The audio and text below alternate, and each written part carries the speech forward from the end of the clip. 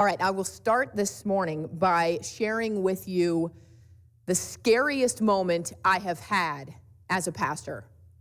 It was the late service on a Christmas Eve in a different appointment, not this congregation.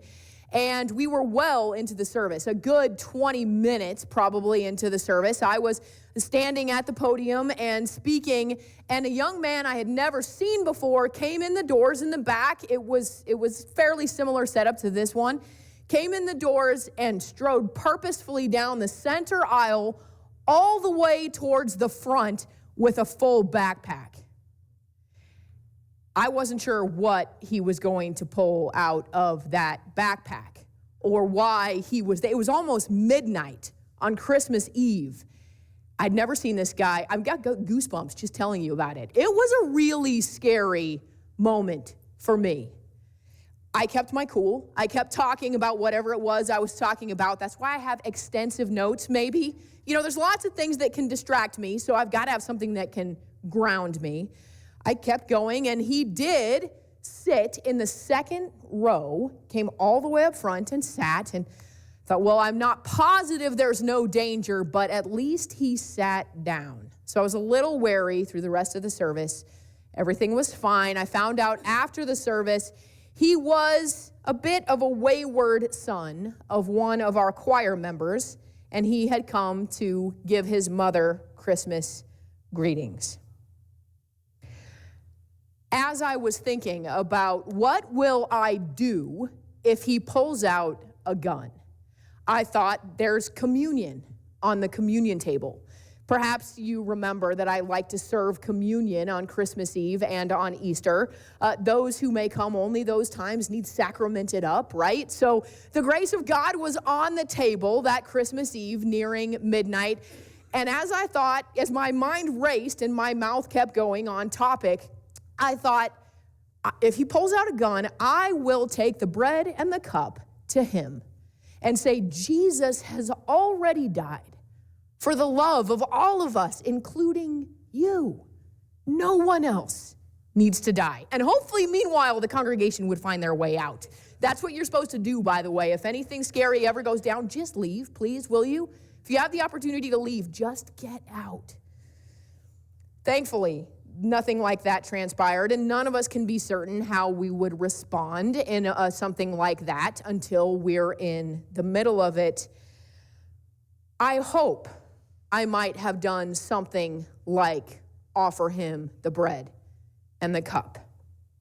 That story, that memory came to mind this week as I reflected on the pertinent verse from Psalm 23, the one that relates to food justice for today. You prepare a table before me in the presence of my enemies. If that young man had turned out to be an enemy, I hope I might have invited him to the table. I wonder if God prepares a table in the presence of my enemies so that we can invite them to the table. You don't eat in front of someone without offering to share, right? We're taught that early in life. I'd also like to point out that the way it's phrased, it's my enemies. It's not God's enemies. And let us never confuse or conflate the two. I don't think God has human enemies. People can certainly offend God, disobey God, participate in all kinds of evil, but we are not God's enemies. God desires that all of us walk away from evil and toward good, toward friendship with God, and there's always hope. God invites us to the table and doesn't tell us who we'll be sitting next to or who we'll be eating with. Have you ever wondered about that? Maybe you go to a wedding reception or you get invited to a dinner party and you wonder who else is going to be there. Is it going to be weird? Is it going to be awkward? When we come to the communion table, Maybe there's someone we cut off in traffic on the way to church. Or we got a little heated with in the committee meeting this last week. The communion table, the company at the communion table can be so embarrassing, writes Sam Wells, one of the commentaries that I read this week. Also infuriating, I would add. When the grace of God is broad enough to include people we think should be excluded, for whatever reason, we may get upset. I'm convinced, however, that the heavenly banquet is going to have plenty of guests that will be surprising for us. If we have trouble in this life eating with people of a different socioeconomic background, culture, political persuasion, whatever else, maybe we should start practicing now, because I'm pretty sure that's what heaven will be like. Our verses from Revelation that Avery read for us earlier in the service give us a glimpse of no hunger or thirst for anyone. So food is not something that's only for people like us or that we care about. A table is prepared even in the presence of my enemies. And the heavenly banquet and the communion table exclude no one. How dare we not feed whoever is hungry? And food is not only utilitarian. It is this, of course. It fills a basic human need, but it is communal.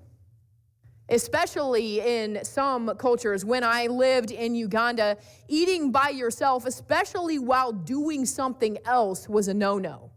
To have your granola bar walking down the street, To pull out something on the bus while you're waiting to get to work or whatever, No.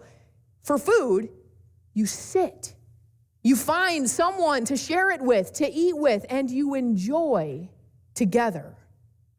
Even if we're not eating with someone, the food that we eat is communal. It took a community to plant, cultivate, harvest, ship, sell, whatever it is we eat. Very few of us entirely on our own raise our own food and bring it to our own tables. Food is a communal undertaking. One thing I read this week pointed out from a different part of the Bible than what we've read this morning. What does Jesus do after receiving news of the murder of his friend and cousin, John the Baptist? He feeds 5,000 people.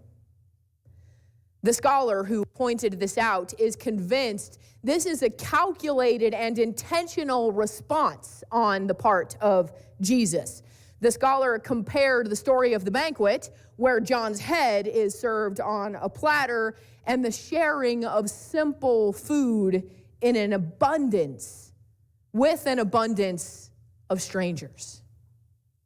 Jesus is not just doing a bit of good in the world, but enacting a purposeful no to evil by performing the good, by showing and living a different way. Evil calls for a response in which we express our allegiance to the good, and we protest evil by enacting a different way. We do not pretend that evil doesn't exist. Neither do we allow it to sway us from the good. We acknowledge evil. Pray, including, as we have already today, lead us not into temptation, but deliver us from evil. We protest, and we practice generosity with food and otherwise. A commentary I read this week mentioned a God who converts people by the power of hospitality. And I found myself wondering, have we been converted by God's hospitality? If so, to what? Are we part of God's hospitality? And how does this differ from just being taught to share, even when we don't want to, when we're young? Or does it differ? Shout out to moms and mother figures on Mother's Day who reinforced in us again and again that sharing is a practice that shapes the kind of people we are. Speaking of moms and all the opportunities before us in this socially principled series to participate in something good in our community, I'm going to choose one of those organizations' opportunities and contribute or volunteer to honor my mom this Mother's Day. She's on a cruise with my sister, so I've got a little extra time. My mom is definitely someone who modeled for me a lifestyle of generosity, even when we at times struggled financially ourselves. So, I don't know about you. Would you participate in something good, be generous maybe in honor of someone who instilled those things in you? We have focused on food today, but God's hospitality is not just food and drink. In the psalm, God restores my soul, reestablishes life and self and identity and soul. The Revelation verses share a vision of every tear wiped from our eyes. So how do you need God's hospitality today? During the song of reflection and response coming up soon in our order of service, I encourage you to take a moment to connect with God and ask for God's hospitality to restore you, even if you don't know what that means. So there are questions before us about receiving God's hospitality for ourselves and how we will be part of God's hospitality in this world. So I invite you to stay after the service for a moment and consider these questions as well as anything else related to our topic of the day in conversation with each other.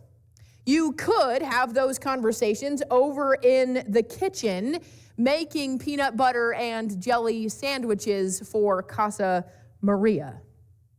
Or you could come to my office hours this week and we'll seek God's hospitality together, or talk about ways to live it out in generosity to others. If you brought, I already made this announcement, but if you've got items for sandwiches and you're not able to stay, drop them there if you haven't yet. If you didn't bring anything, I know there are some dropped there those who brought them are unable to stay and create sandwiches out of them. So please go, whether or not you brought the goods, and make some sandwiches. And this is something you can always do, by the way.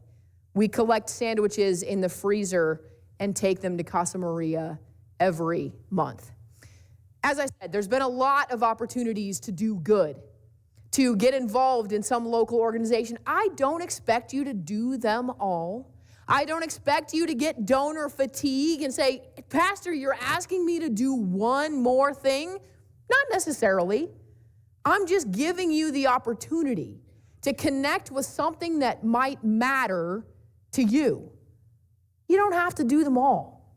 Find something you care about and get involved. In the name of the Creator, Redeemer, and Sustainer. Amen.